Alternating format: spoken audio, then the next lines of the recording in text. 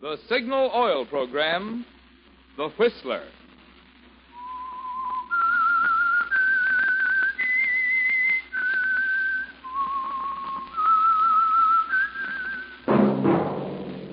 That whistle is your signal for the Signal Oil Program, The Whistler.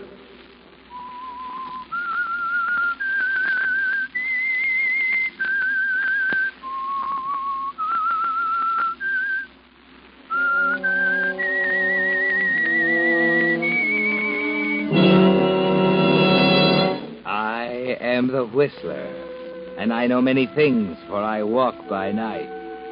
I know many strange tales hidden in the hearts of men and women who have stepped into the shadows. Yes, I know the nameless terrors of which they dare not speak.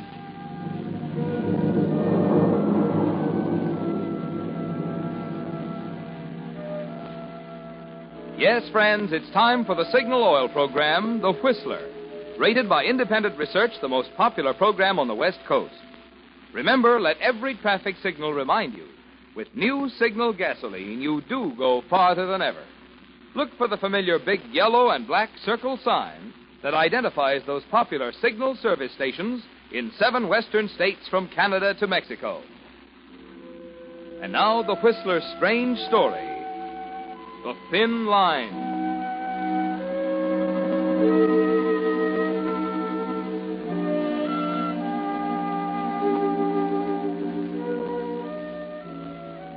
It's a thin line that separates infatuation from hate, so thin and fragile that one can change into the other in a split second. Mark Naylor would agree now that the line is a thin one, if Mark were alive. But he didn't discover it until too late. That was the trouble with Mark. He always discovered things too late. When he discovered that marrying an old woman for her money doesn't lead to happiness, it was too late. When he discovered he was in love with Artist Mayo, her pretty companion, it was too late. It's too late, Mark. There's nothing you can do. Of all the places people go for asthma, she has to pick this dried-up jerkwater town in the desert. Well, I'm going to put my foot down, Artist. I said it's too late. She's taken a lease on this place for 6 months, and she's going to stay here. But why did you agree in the first place? Well, did I know it was going to be like this? You really fell for the travel folders, didn't you, dear? A romantic mining town, the essence of the Old West. Yeah, that's a laugh. Why didn't you say something? Well, you're the head of the family, darling. I only work here. Sand. Everywhere you look, sand. Sand in your eyes, in your ears, in your teeth. Oh, what a trap. Well, there's no use fretting about it. Emma won't leave. No, Emma won't leave. Her asthma. Always, day in, day out, her asthma. The climate's good for her. Ah, but you love her. Ah, but I don't. Don't needle me. I've had all I can take. I'm sorry. You're sorry. Well, there's one consolation. She can't last forever. And neither can you. I'll bet she hits 90. Is that par for the course? With women like Emma, it is. I thought I was being smart when I married her. Well, you met me, darling. Doesn't that mean anything? I know it. That does mean a lot. Well? Well, what? Well, what are you going to do about it? What can I do? Sometimes you disappoint me. Why? Oh, skip it. Oh, now look, Artist. Why do you keep complaining about it, Mark? That's all you've done for the past 6 months, and it won't do you any good. I'm open to suggestions. Well, it's time you started thinking for yourself. Maybe I'm not so bright. All I know is she wants to live here. And when I think of her bank account, I don't feel like arguing. Do you want me to draw you a diagram? Maybe better. Now, you'd better think about it for a while. I've got to go into town and get a prescription. Oh, I'll go with you. No. Well, why not? Well, it doesn't look right. But I don't see why. There's such a thing as being discreet. I'll go alone. Oh, great. The old brush-off. Don't be stupid. Now, just relax and think. It'll be a new experience for you.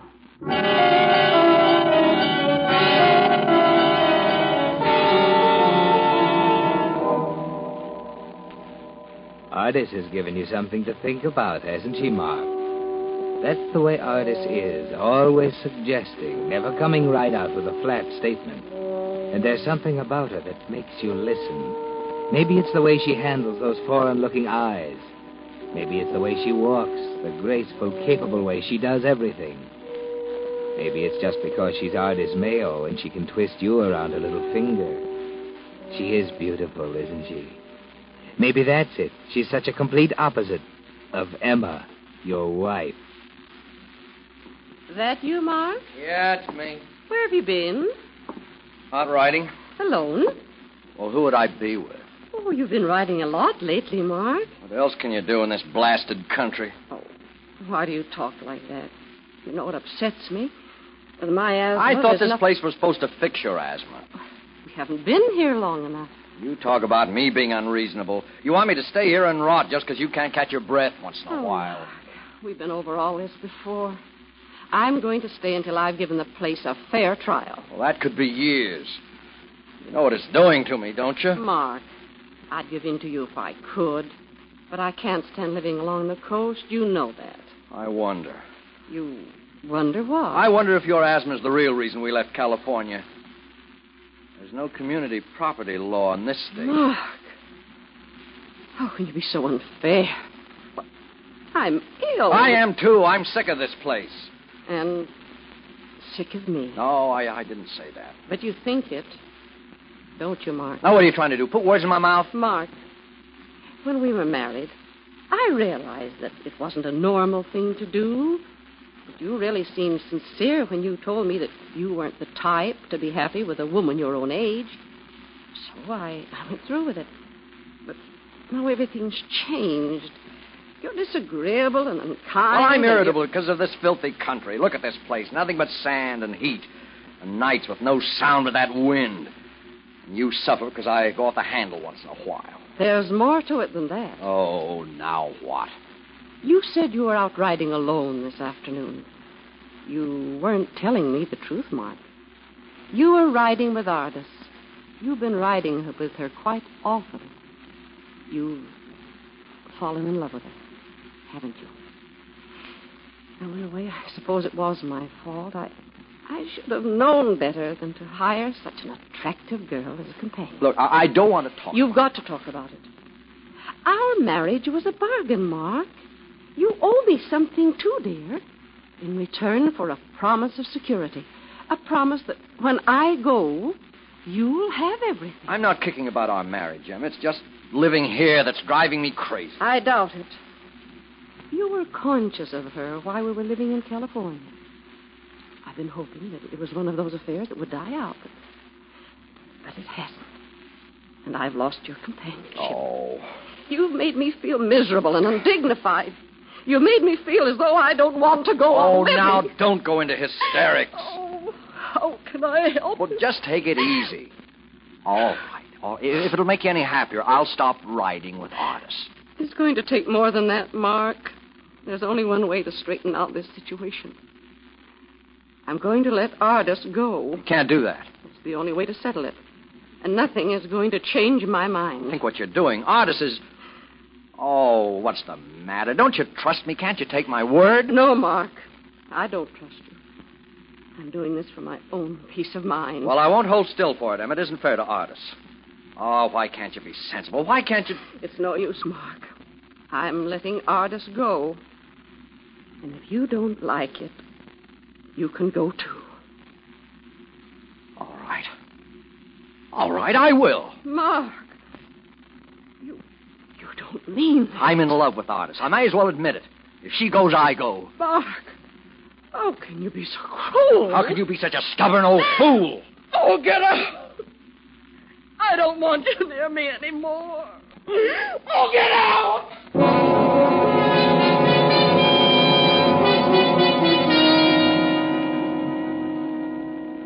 Well, Mark, that does it. It's over now. The 2 years of your life you've gambled are wasted. Emma and her fortune are out of the picture, aren't they? You keep telling yourself it's just as well, that it was a mistake from the start, that you were a fool to think you'd get something for nothing. You can forget about your conversation with Ardis this morning. There's no need for that now. At least you're free. There'll be an efficient Nevada divorce, then you and Ardis can forget it. Yes, Mark, you're still on the same side of that thin line, aren't you? There's nothing in the world now, except Ardis. That's all she said? Yeah. Get out, period. Well, what are you going to do? Why, get out.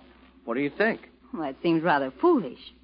You think she'll give you a divorce? Of course, why not? You don't know her.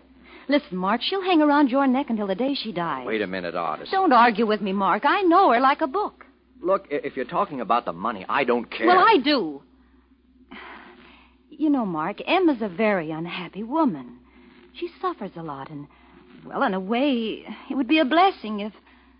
Well, If what? There is a way, Mark. Stop talking in riddles. Now, I tell you, she's through with me. As a matter of fact, I'm glad of it. She can take her pot of gold and find herself another husband. She will if you're stupid enough to let her. If you're suggesting I go back to her, you're just wasting your time. I'm not suggesting you go back to her. Huh? I said there's a way, Mark. She's old, infirm. You're her beneficiary. Artis, you mean... Why, no, I couldn't, Artis. Oh, shut up. But listen, well, murder's one thing. Oh, you listen. Now, you can take your choice. Emma can have a nice, respectable automobile accident on her way to town. Or I leave tonight, alone. You can't be serious. I was never more serious in my life. We never get away with it. There'll be questions, 1,000 of them. The whole town knows about you and So me. what? We'll throw it in their teeth. So we love each other. So Emma gets despondent and commits suicide. People don't commit suicide by running automobiles into ditches. Oh, you don't know what you're talking about. There was one last year, and I know the exact place.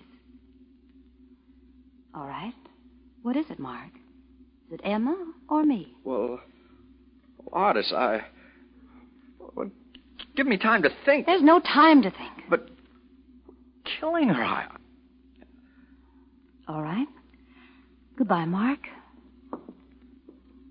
Wait a minute, Artis. Well? All right. Good. When? Tonight.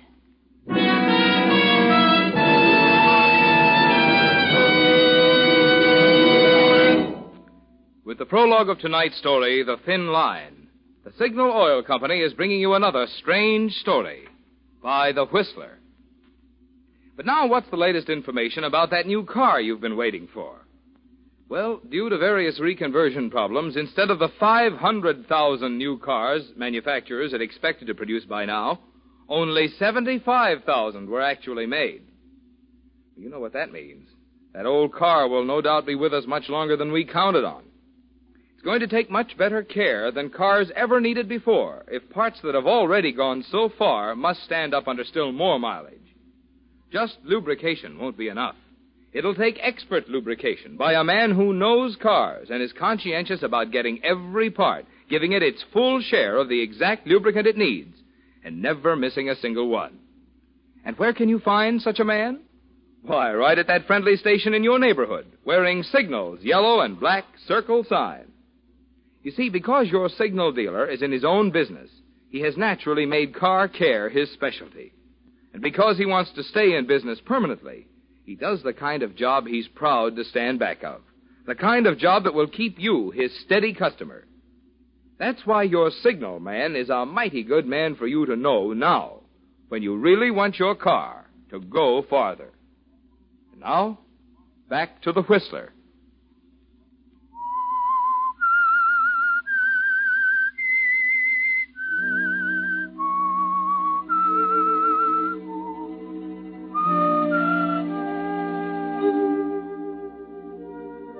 Well, Mark, the combination was too much for you. The dull, dry monotony of a desert town, your complaining middle-aged wife, and Artis Mayo. That's the big reason why you agreed to commit murder, isn't it? You forgot about the money and the desert. Nothing seemed important except Artis. And you found yourself agreeing before you knew what was happening. But you're beginning to waver now, with the desert wind wailing outside the window as you stand over Emma's bed with Artis.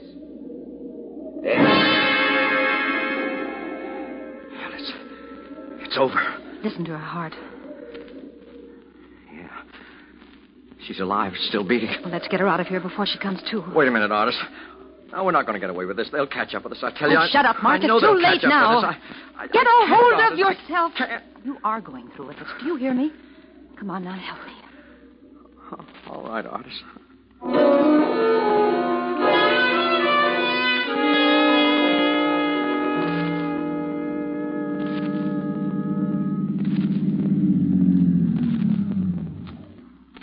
Well, is this the place? Wait a minute. Yes. Yes, it's a 100-foot drop over that bank. Come on, get out. All right. I'll take her feet. Okay. No. Put your arm under her shoulders. Under. Yes. Careful now. Now into the front seat. Easy. There. Oh. Don't let her fall on the steering wheel, you fool. Sorry. Okay. Now what? Fingerprints. Give me your handkerchief. Oh, here. There. Takes care of the steering wheel. Now, clamp her hands on the wheel in the driving position, so it'll be her fingerprints in case anyone should get snoopy. Hands are cold. Okay. All right. Now put it in gear. Start it rolling and jump. Look, are you sure everything's... Oh, of course, I'm sure. Hurry up. All right. Okay, here goes.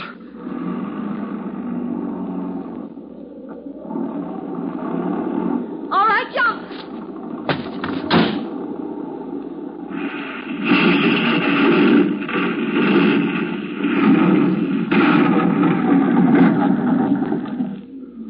There. That ought to do it. Come on. Well, what do you mean? We're going down to check up.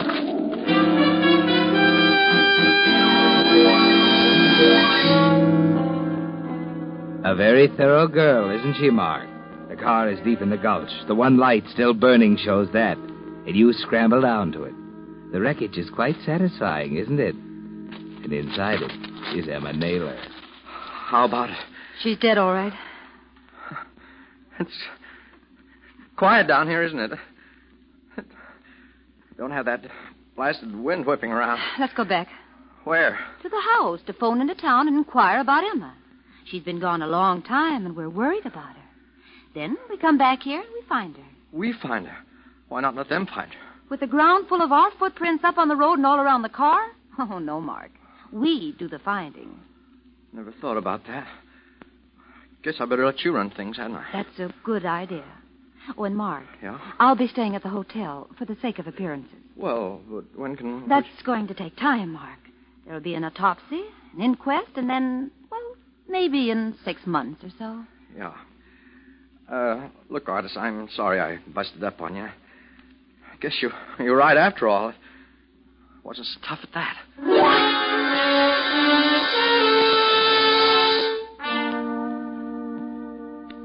You're all set, aren't you, Mark? You've decided all your nervousness was imagination. You can hardly wait now to get away from the desert and start your new life with Artis. Even the sheriff is cooperative. He seems to feel genuinely sympathetic, and he's very quick to explain that the questions are merely for the record. You know how it is, Mr. Naylor, just routine. Sure, I know. I'll tell you everything I possibly can. How old was Mrs. Naylor? 57.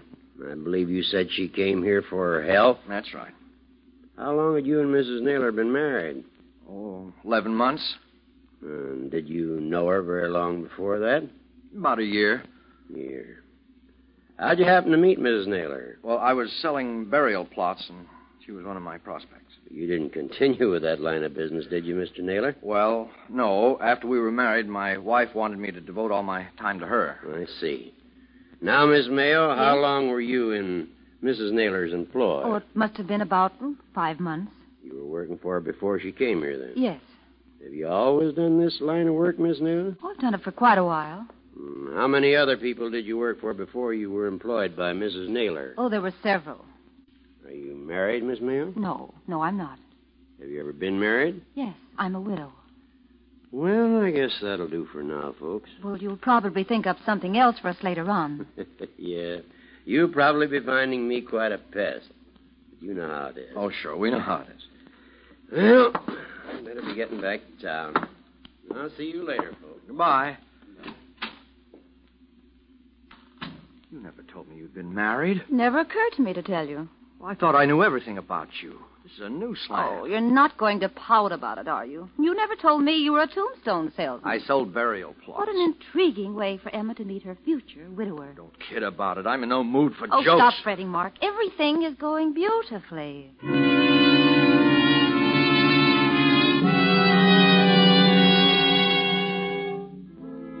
She's right, isn't she, Mark? Not a hitch so far. Except for an unexplained delay in the inquest. You wait. In the house you and Emma had shared on the edge of town, kept indoors by the heat and the desert wind. There are long hours to kill, all by yourself, with nothing to do but smoke cigarettes and think. Ardis is almost a stranger now. She won't see you because of appearances. And on the rare occasions when you are together, there's no feeling of relief at all. Just a kind of nervousness that makes you jump at each other's throats. Mark, will you shut up? I tell you everything's all right. Well, then why the delay? This keeps up, I'm going to start talking to myself. It's only been a few days. Oh, it's been a week. They're holding it up on purpose. I tell you, they got something on Oh, us. they haven't got a thing. I don't care. I can't stand this much longer. You've got to. Oh, look, why couldn't I tell them I've got to run back to the coast on business? You told the sheriff you'd given up your business. Well, you could explain to Oh, him. don't be idiotic. It's out. Oh, listen, Mark. We're almost in now. Let's not start wrangling. Think about where we're going when we get the money. Florida, Miami Beach. I don't like Florida. Oh, you'll get over it. You've never seen anything like Miami in the winter. I said I don't like Florida. You may as well learn right now that you're not going to get anywhere taking that tone with me. Well, I don't care what you think. I'm going back to the coast. Sure you are. The Atlantic coast, Miami Beach. You know, someday you're not going to get by with that. What? That smug, irritating attitude of yours. You think you know all the answers, don't you? Depends on who's asking the questions. Now, what do you mean by that? You answer that one.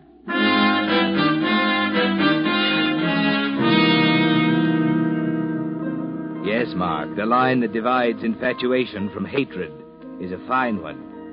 And you don't realize you just crossed it. That the groundwork is all prepared for your discovery a few days later of an entry in one of Emma's diaries. January 18th. Today, I finally decided to take Artis's advice to go to the desert. I know Mark won't approve, but Artis is right after all. My health does come first. That little liar.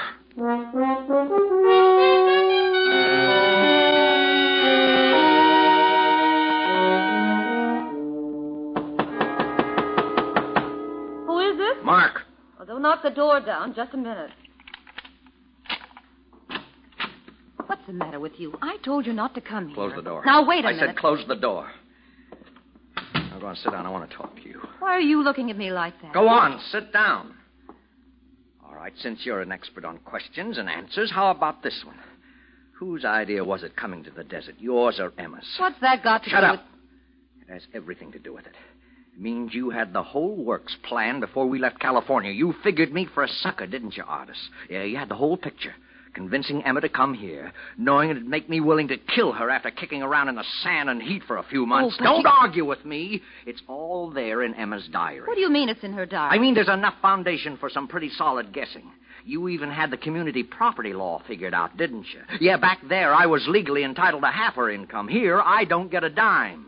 You knew that'd work on me, too, didn't you? Especially with that sand grinding into my brain. It was Emma's idea. Oh, don't give me that. You suggested it to her. You kept prodding her until she gave in. Keep your voice down. You want to marry me, don't you? Why? Well, So you can take care of me like you did Emma. That's it, isn't it? If you don't keep quiet, You I'll... do nothing. And you're not running away from me any longer. Keep away from I'll me. show you who's doing the thinking from now on. I said keep away from me. I just want to get my hands on that lily white neck of yours. I'm warning you, You Mark. put down that gun. Get away from me. Mark! You let me hear you argue now. Why, you... Oh. You big baboon.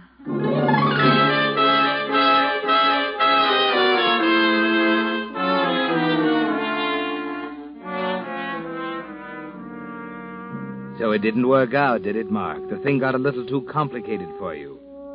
You were never cut out for murder. You knew it from the first. And now that it's over, even the sheriff is convinced that you'd be the last person in the world who'd ever think of killing anyone. But I'm telling you the truth, Sheriff. I shot him in self-defense. Yes, he came into my room in a rage, and he tried to kill me. Now, wait a minute, Miss Mayo. You're not trying to tell me that a spineless little guy like Mark Naylor... but you don't know him. Don't tell me I don't know him. Why, he'd pass out at the mention of murder. And you're trying to tell me he walked right up to you and tried to kill you with his bare hands while you held a gun on him without any reason? He had a reason. What? Well, I don't know what it was, but... Oh, you don't know what it was, but you're sure he had one. I guess that'll be all, Miss Mayo. But, Sheriff... I said that'll be all. You can save the rest for your trial in court. I'm holding you for the murder of Mark Naylor.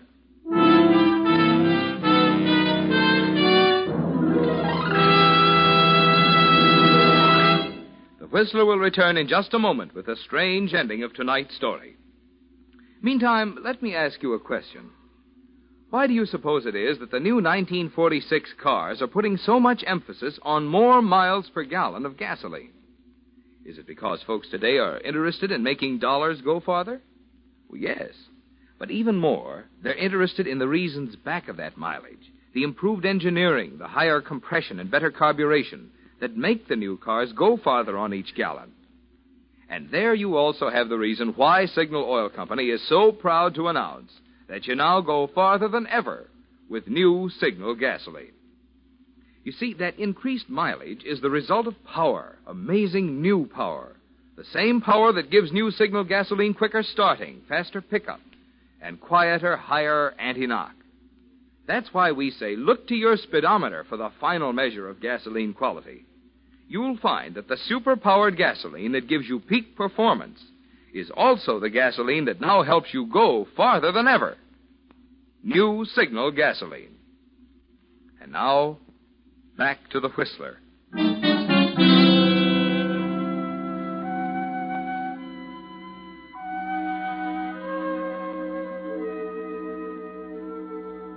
Yes, Mark, you crossed the thin line. And once across it, everything fell to pieces. You didn't realize until the last moment, until the instant between the blinding flash of the gun and the plunge into blackness, how much you hated Artis. How far to the other side of the line the murder of Emma Naylor had thrust you. And it was all so unnecessary, Mark. If you'd only read further in Emma's diary, particularly the last entry. But, Mr. Coroner, I don't understand how a woman in Mrs. Naylor's condition could go riding in an automobile. Frankly, Sheriff, I think she was capable of almost anything. There's no arguing with the results of the autopsy, and of course the entry in her diary is conclusive. Well, that's good enough for me. Enter the verdict in the record, clerk. Death by suicide from a self-administered dose of Aminol taken in a fit of despondency after being deserted by Mark Naylor, her husband. That's all, sir? Yeah, that's all. The case of the death of Emma Naylor is closed.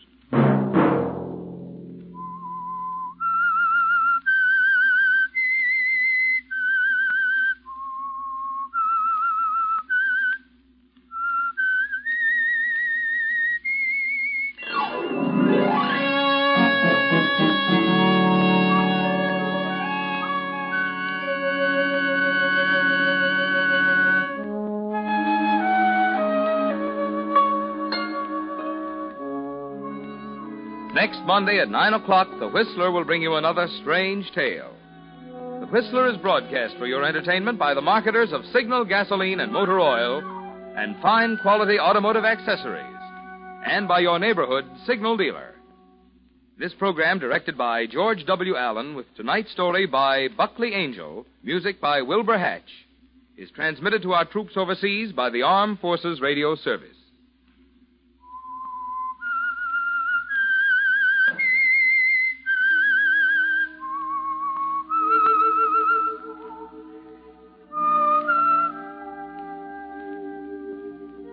That whistle is your signal for the Signal Oil program, The Whistler. This is Marvin Miller speaking, reminding you to look for those familiar yellow and black circle signs that identify those popular Signal Oil stations in 7 western states from Canada to Mexico. This is CBS, the Columbia Broadcasting System.